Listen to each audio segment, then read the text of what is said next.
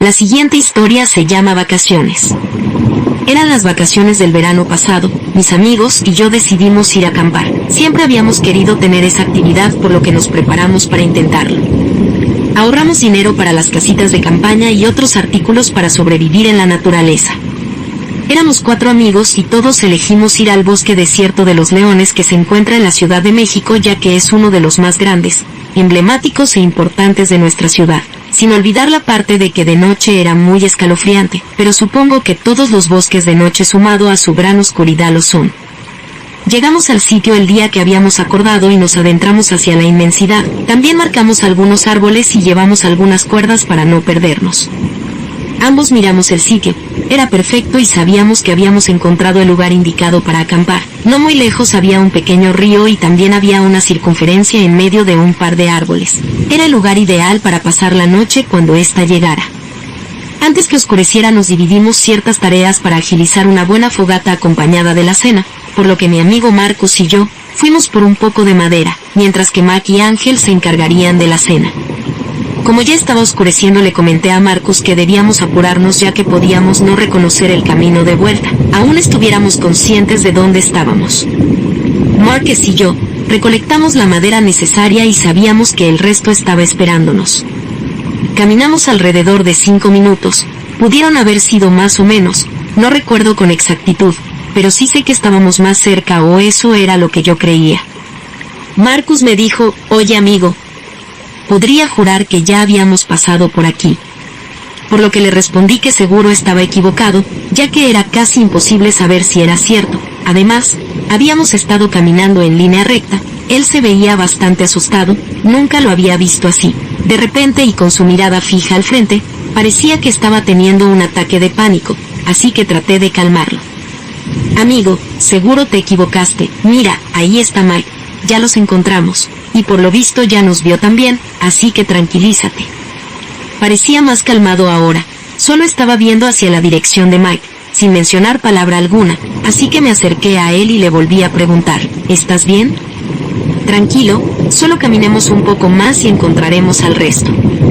Yo estaba, para ese momento, bastante asustado, pero no podía dar a relucir ese temor, ya que uno de los dos debía estar sereno. Aunque había algo muy extraño, Marcus seguía viendo hacia la dirección de Max sin hablar, sin moverse, en una misma posición.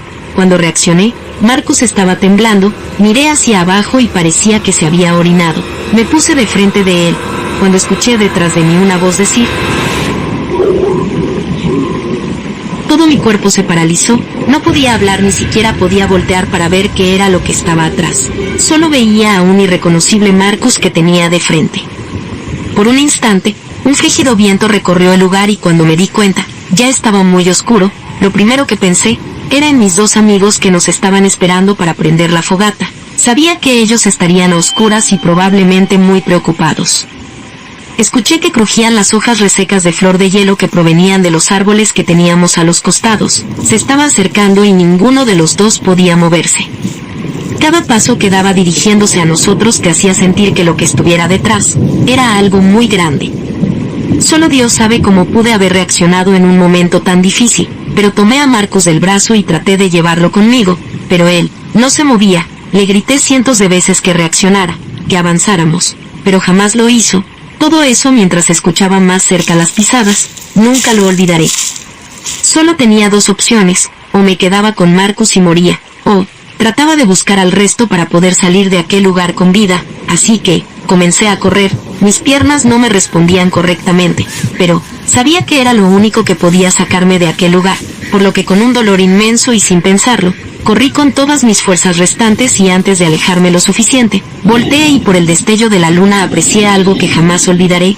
Era una cosa con aspecto humanoide, de 2 metros aproximadamente, pero en vez de tener manos parecían ramas. Su cabeza o lo que sea que fuera tenía una bifurcación, incluso aprecié muchas hojas en ella. Solo vi cómo sostenía a Marcus con ambos brazos. Nunca estuve más asustado en mi vida y no creo estarlo más, después de esa atroz imagen previamente grabada en mi memoria. Traté de regresar mientras sabía que Marcus había sido devorado por ese ser. Busqué toda la noche mientras corría por mi vida. Ni yo sé cómo pude haber sobrevivido aquella noche. Solo recuerdo que mi cuerpo se cansó antes que mi voluntad y caí.